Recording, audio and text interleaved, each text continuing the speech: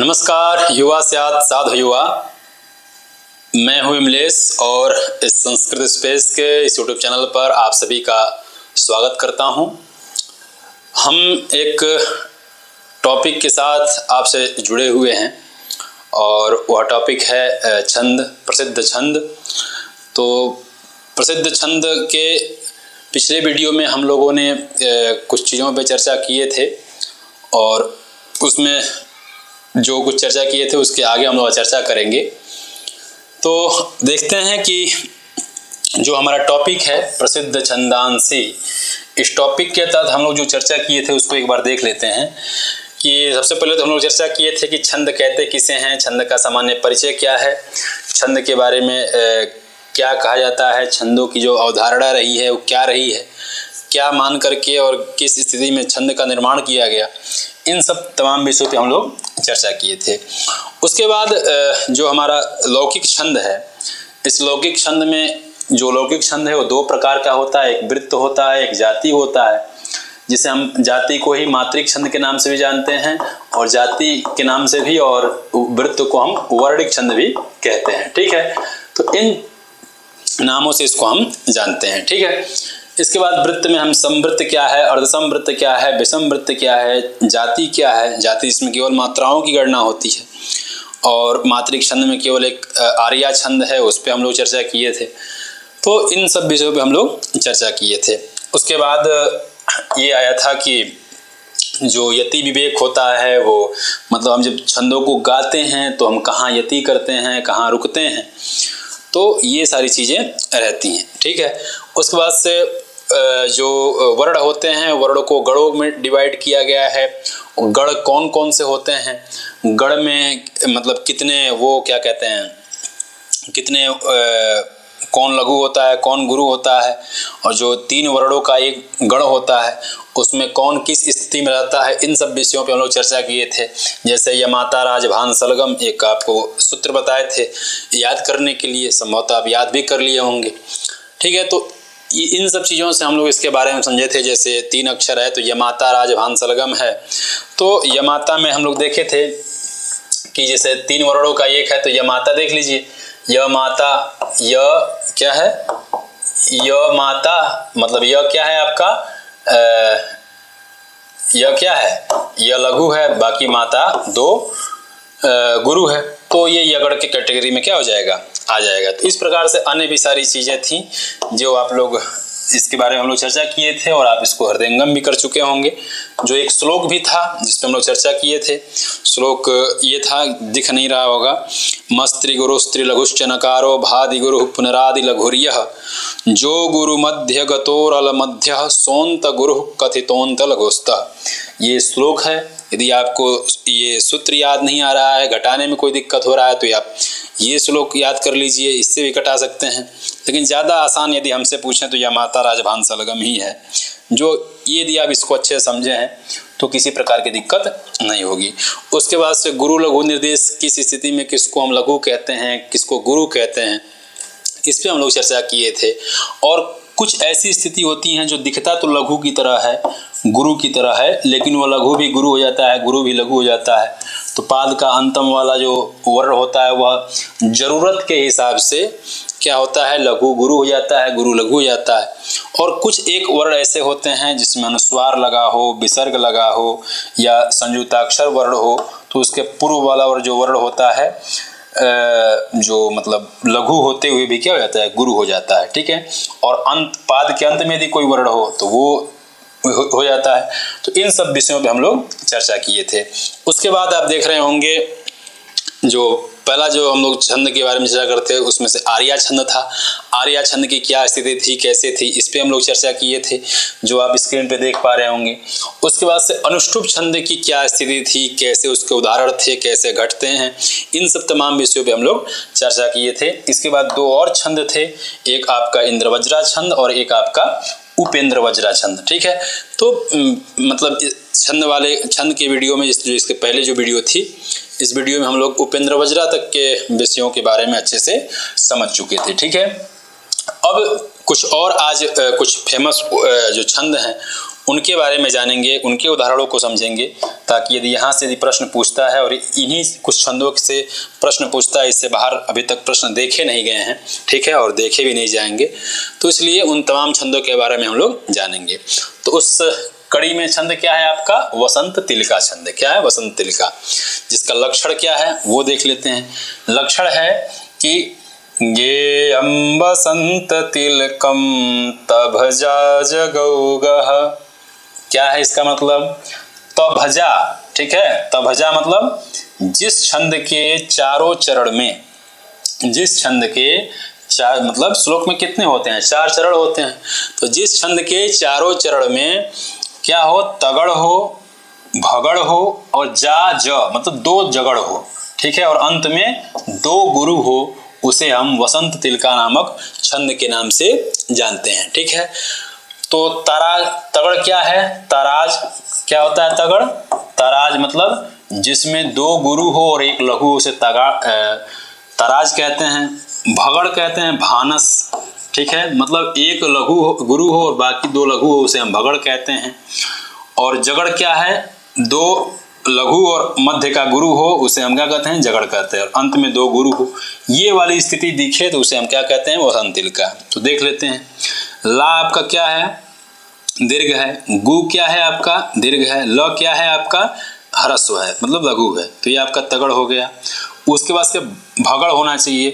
तो लांगूल चालनम, ठीक है, लांगूल चालन, ठीक है, ये आपका क्या है?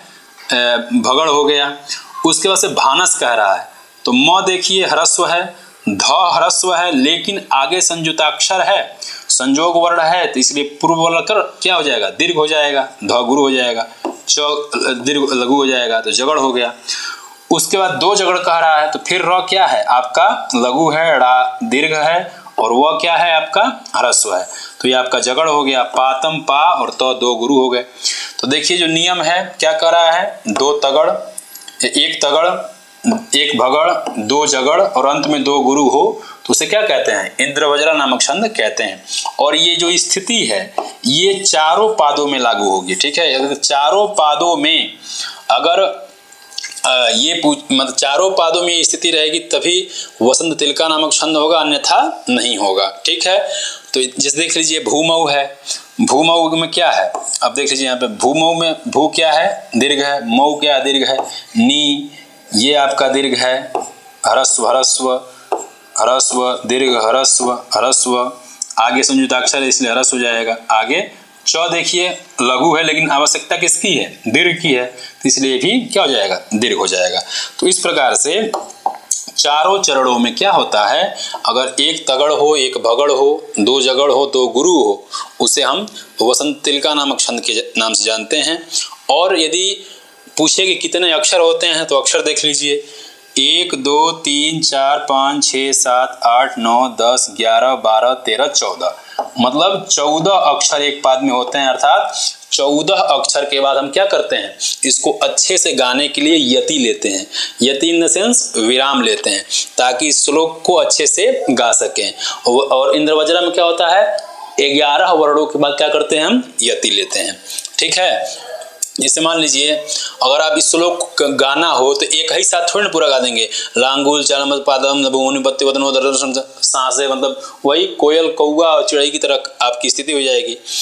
आपको इसको कैसे करना है कि लांगुल चालन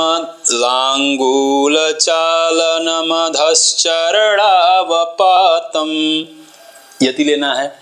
भूमौ निपत्य वदनो दरदर्शनञ्च स्वापिण्डदस्य कुरुते गजपुङ्गवस्तु धीरं विलोकयति चाटुसतैश्च भुङ्क्ते।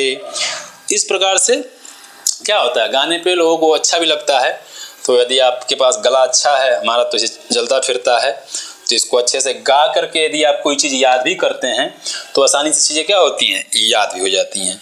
तो ये जो अभी तक हम लोग चर्चा किए थे वसंत तिलका नामक छंद से जो जुड़ी हुई जो तथ्य थे, क्या लक्षण हैं, क्या स्थिति थी, क्या क्या थे, इन सब चीज़ों पे हम लोग चर्चा किए। तो इसको आप लोग अच्छे से ध्यान रखेंगे।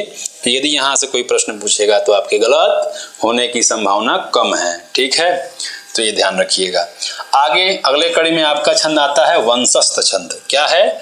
वंशस्थ छंद। तो वंशस्थ छंद है, तो वंशस्थ छंद के लक्षण को देखते हैं। ये क्या है? जतौ तु वंशस्थमुदीरितं जरौ। ये इस स्थिति में कहते हैं तो क्या है? मुदीरितं जरौ, जतौ जरौ, ठीक है, तो वंशस्थम उदीरितम। किस स्थिति को जतौ और जरौ को क्या कहते हैं? कई बार देखिए परीक्षा में ऐसे ही पूछ देता है ना कि जतौ दे दे, जरौ दे दे, बीच में डैश दे दे। तो ध्यान रखिएगा, आपको अक्षर जरूर ध्यान रखने हैं। लक्षण क्या होता है, कैसे होता है, इन सभी चीज़ों को ध्यान रखिएगा, क्योंकि यदि आप अगर बारीकी से देखेंगे ना तो ऐसा विषय है ये कि यहाँ से बहुत सारे प्रश्न बन सकते हैं। तो यदि आप इसको अच्छे से समझे रहेंगे ना तभी आपको अच्छे से यहाँ से प्रश्न टैकल कर पाएंगे। तो जिस छंद के चारों पादों में एक जगड़, ठीक है, एक तगड़, एक जगड़ और एक रगड़ हो, उसे क्या कहेंगे? हम वंशस्थ छंद के नाम से जानेंगे। तो जगड़ और तगड़ के बारे में चर्चा की ही है कि जिसमें दो गुरु और एक लघु हो उसे तगड़ कहेंगे, जिसका मध्य गुरु हो और बाकी लघु हो उसे जगड़ कहेंगे, और जिसका मध्य लघु हो और बाकी दो गुरु हो उसे क्या कहेंगे? रगड़ कहेंगे, ठीक है। तो देखिए घटा लेते हैं। श्रिय क्या है? श्रिय, श्री यह गुरु, य के साथ विसर्ग लगा इसलिए गुरु हो गया। रू ड़ा म, ठीक है, तीन को पकड़िए, रू में बड़ा है, ड़ा म। अगर देखिए छंद में एक चीज नियम और है कि यदि छंद में आप अशुद्ध लिखते हैं, मान लीजिए कुरुड़ाम को ऐसे लिख दीजिए आप, कुरुड़ा, ठीक है, तो ये गलत हो जाएगा। क्यों? क्योंकि रू में तो आप ह्रस्व लिख दिए हैं, तो बाद इसको आप मतलब ह्रस्व करेंगे तो भाई जाहिर सी बात है गलत हो जाएगा। तो शुद्धता बहुत जरूरी है छंद में, ठीक है। तो तीन का ये आपका जोड़ा क्या हुआ? जगड़। तीन का ये जोड़ा आपका क्या हुआ? आपका तगड़। आगे क्या आ रहा है? फिर जगड़ कह रहा है, तो जगड़ में धी लघु है, प लघु है, लेकिन आगे क्या है? संयुक्ताक्षर है, इसलिए प क्या हो जाएगा? गुरु हो जाएगा, गुरु हो जाएगा। यह गुरु लघु है, ये जोड़ा क्या हो गया आपका? ये जगड़ हो गया। आगे का रगड़ होना चाहिए, तो रगड़ में मध्य गुरु, मध्य लघु, रल मध्य, मतलब जो मध्य वर्ण हो लघु हो, तो मध्य क्या है? लघु है, बाकी दो गुरु है, तो ये क्या हो गया आपका? मिल गया जो नियम कह रहा था। और तो ये आपका वंशस्थ छंद है। वर्ण कितने इसमें है? तो 1 2 3 4 5 6 7 8 9 10 11 12, मतलब 12 वर्णों पर इनकी क्या होती है? यति होती है, ठीक है, देख ही रहे हैं। तो जैसे श्रिय कुरुड़ामधिपस्य पालिनीं प्रजा सुवृत्तिं यमयुङ्क्त वेदितुं सवर्णिलिङ्गे विदितः समाययौ युधिष्ठिरं द्वैतवने वनेचरः। जो भारवी की कृति है आपका क्या? किरातार्जुनीयम। किरातार्जुनीयम का यह क्या है? मंगलाचरण है, ठीक है। तो ये भी इम्पोर्टेंट है ही है, इसको भी आप, क्योंकि आपके भारवी सिलेबस में लगे ही हैं, तो इस प्रकार से इम्पोर्टेंट हो जाता है। तो किसी भी तरह का यदि प्रश्न आपसे पूछता है तो आप गलत नहीं करेंगे। तो इस उम्मीद के साथ अपने गाड़ी को आगे ले चलते हैं। गाड़ी अगले गियर लगा कर चलिए आगे। अगला क्या है तो वो देखते हैं। अगला है आपका मालिनी छंद। मालिनी छंद बहुत इम्पोर्टेंट छंद है छंद साज की दृष्टि से, और काफ़ी इससे प्रश्न बनते हैं, इसलिए आपको अच्छे से ध्यान रखे होंगे, ठीक है। ये आप एक स्तोत्र है, आप उसको पढ़ेंगे। पहले देख लेते हैं क्या है लक्षण, इसके देखते हैं लक्षण क्या है।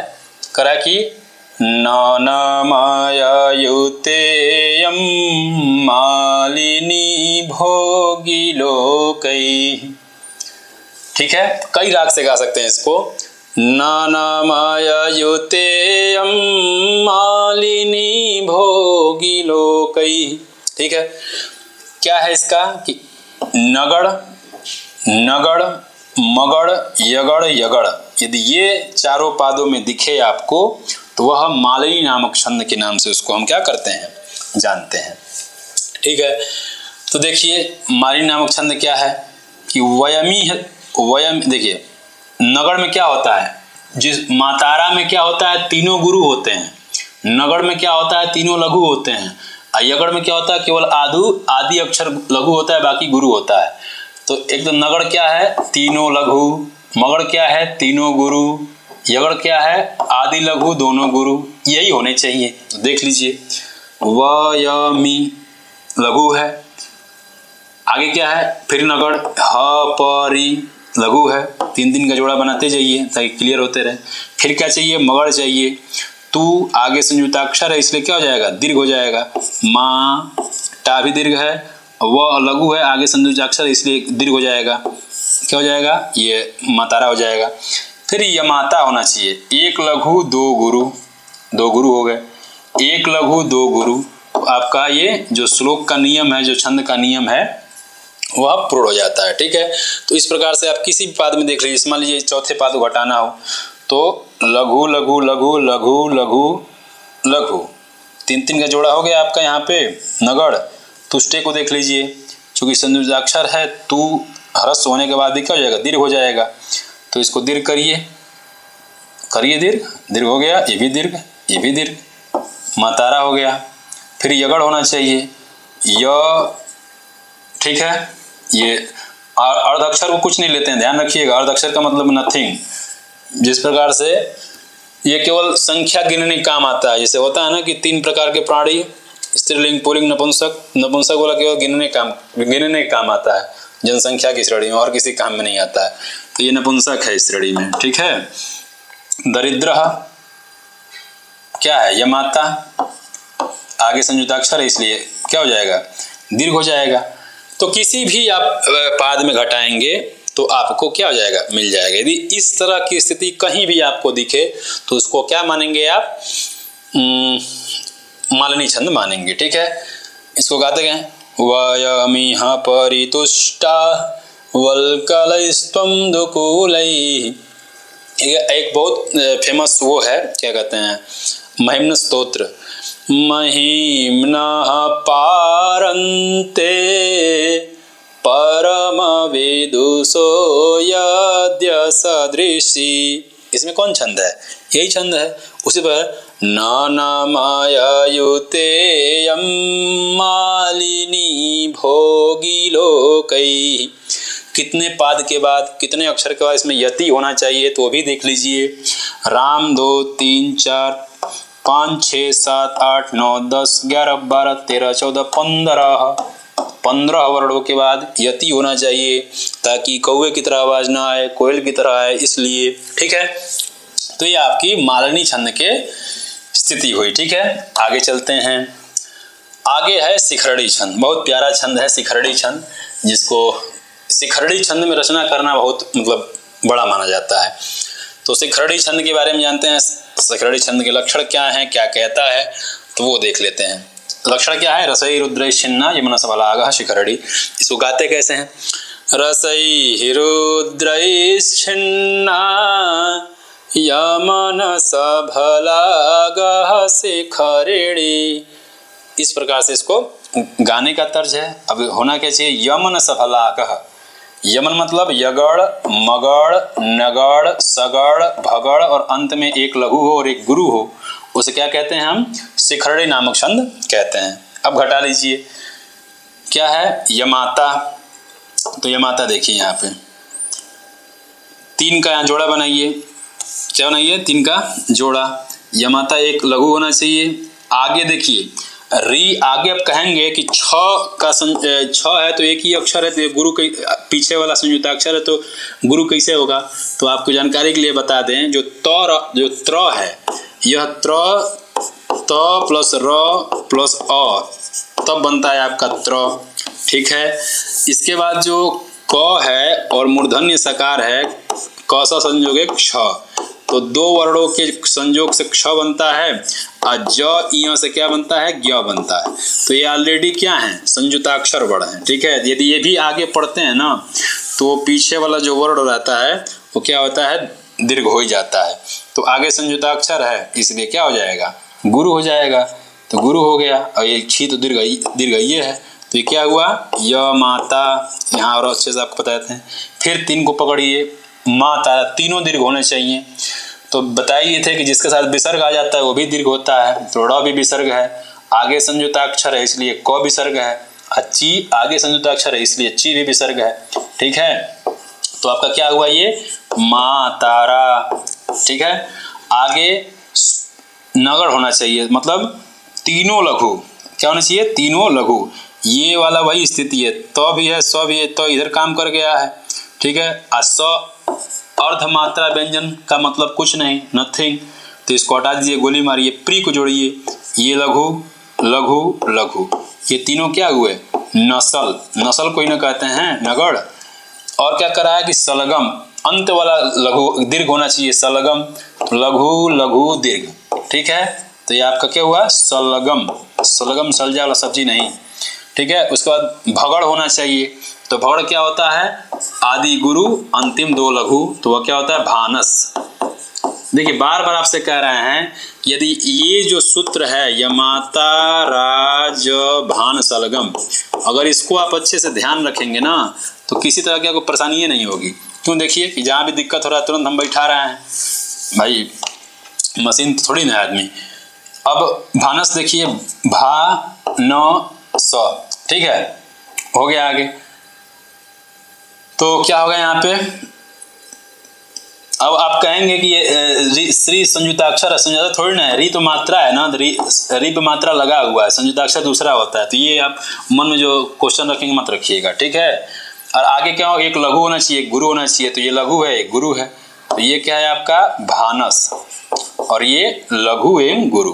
तो ये स्थिति जहाँ पे आपको दिखे वह क्या होता है, उसे हम शिखरणी नामक छंद कहते हैं। और चारों पादों में इसकी स्थिति क्या होती है, समान होती है, मतलब चारों पादों में ही एक यगड़, एक मगड़, एक नगड़, एक सगड़, एक भगड़ लघु गुरु हो, तो उसे हम शिखरणी नामक छंद के नाम से क्या करते हैं, जानते हैं। ठीक है, तो इस प्रकार से ये है। और इसमें यति कितने पे होती है, परीक्षीणः कश्चेद स्पृहयति यवानां प्रसृतये। गिन लीजिए, राम 2 3 4 5 6 7 8 9 10 11 12 13 14 15 16 17, बाप रे बड़ा ज्यादा है। तो 17 पे आप यदि 17 पे यति देंगे तो कोयल होंगे, नहीं तो कौआ बनिए फिर। ठीक है, तो ये आपके क्या थे, शिखरणी छंद के इंपॉर्टेंट तथ्य थे जो आपको ध्यान रखने चाहिए।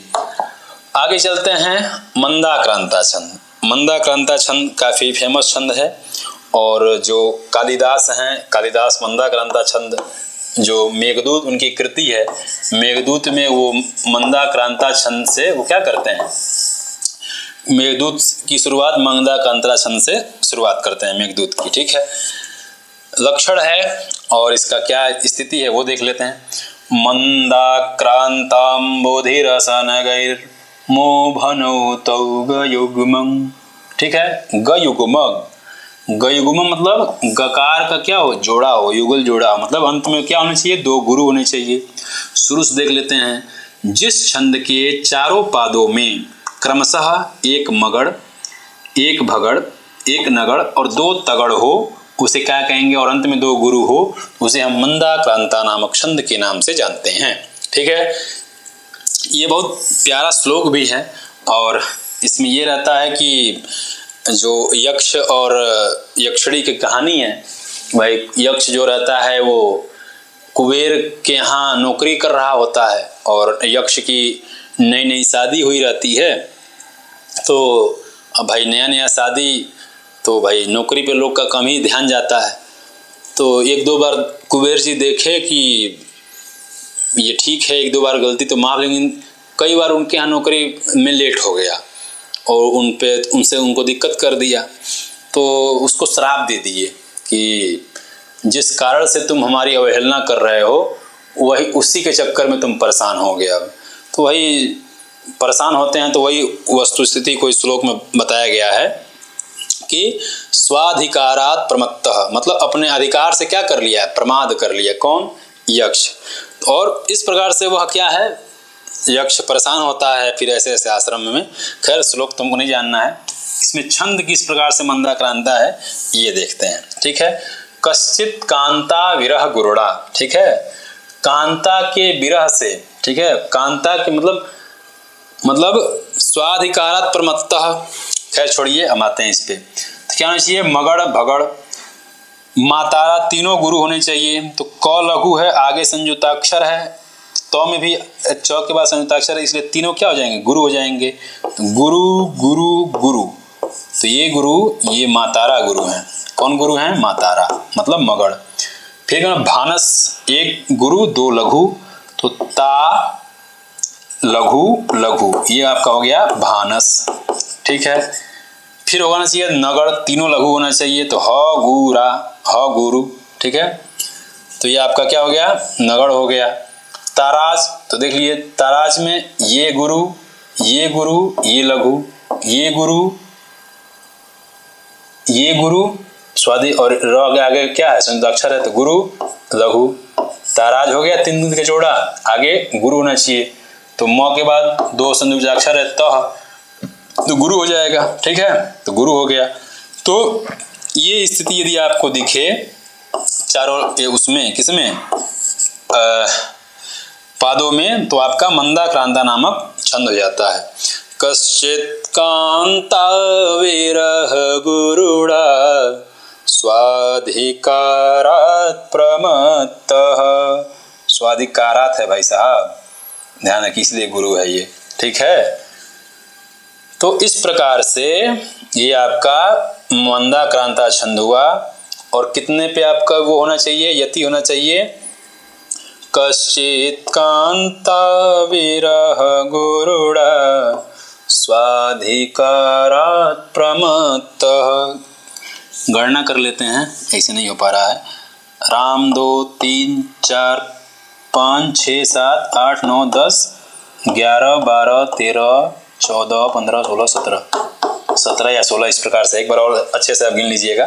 ठीक है, तो ये आपका मंदाक्रांता नामक छंद का उदाहरण हुआ। ठीक है, एक दो और देखते हैं इम्पोर्टेंट छंद, उसके बाद से जो छंदों की सिलसिला है वो संपन्न होगी, और यहीं से आपका वो जो है छंद का जो सिलेबस है संपन्न होगा, और यहीं से बाहर अधिकतम पूछता नहीं है, यही हो जाएगा। तो शार्दूल विक्रीडित छंद, शिखरणी से भी प्यारा छंद ये है शार्दूल विक्रीडित छंद। इसके क्या स्थिति है, इसके क्या लक्षण हैं, क्या है, इसको देख लेते हैं। जो लक्षण है सूर्या स्वय दीर्घ सजात होगा शार्दूल विक्रीडितम, इसको कैसे गाते हैं तो ये देख लेते हैं एक बार। खखारना पड़ता है ना, बोलते बोलते थोड़ा सा खखारना क्या, एक बार पानी पी लिया जाता है। क्या है तो इसलिए देखते हैं। सूर्या स्वैर्यदिमः सजौ सततगा शार्दूल विक्रीडितम्।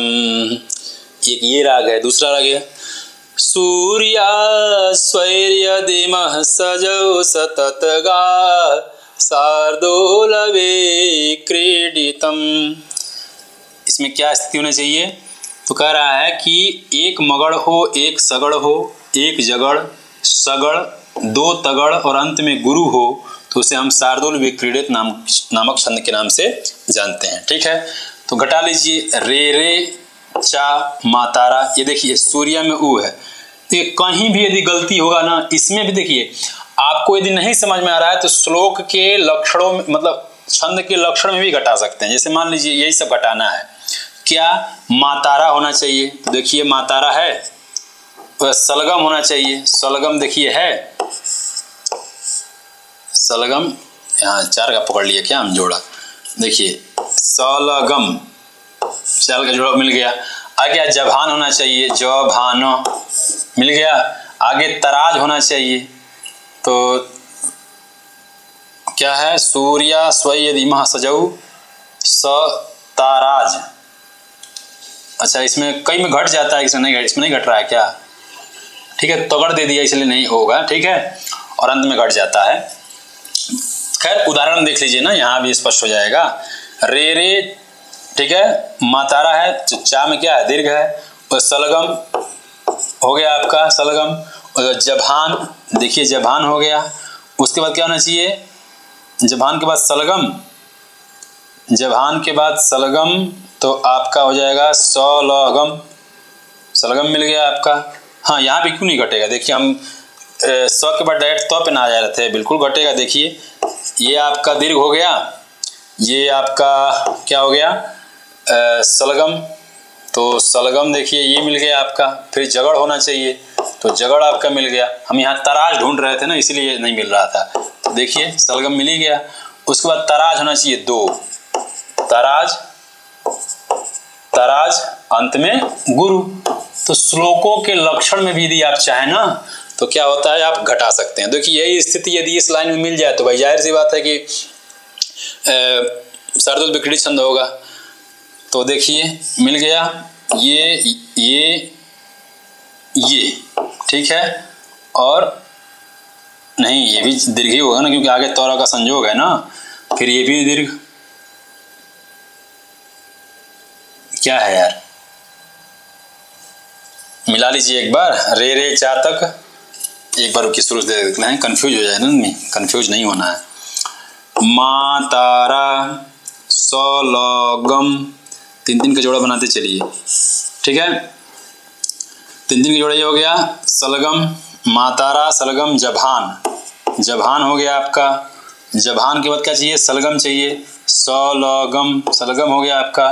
फिर दो तराज चाहिए, तो तराज ले लीजिए आपका, तराज, ठीक है, ताराज, अंत में गुरु, तीन का जोड़ा बनाइए ना, ठीक। तो इस प्रकार से देख रहे हैं, जो स्थिति यहाँ है वही स्थिति यहाँ है, इसलिए क्या हो जाएगा, शार्दूल विक्रीडित नामक ये छंद हो जाएगा, ठीक है। तो सिंपल है, रे रे चातक सावधान मनसा मित्रक्षणम श्रूयताम, या और किसी दूसरे लाइन को गा दीजिए, यम यम पश्यसि तस्य तस्य पुरतो मा ब्रूहि दीनं वचः। बहुत सारे इसके राग हैं, एक राग ये भी है, रे रे चातक सावधान मनसा मित्रक्षणम श्रूयताम। कितने पे यहाँ पे यति देना है, तो 1 2 3 4 5 6 7 8 9 10 11 12 13 14 15 16 17 18 19 अक्षर के बाद इसमें क्या होता है, यति होता है, ठीक है।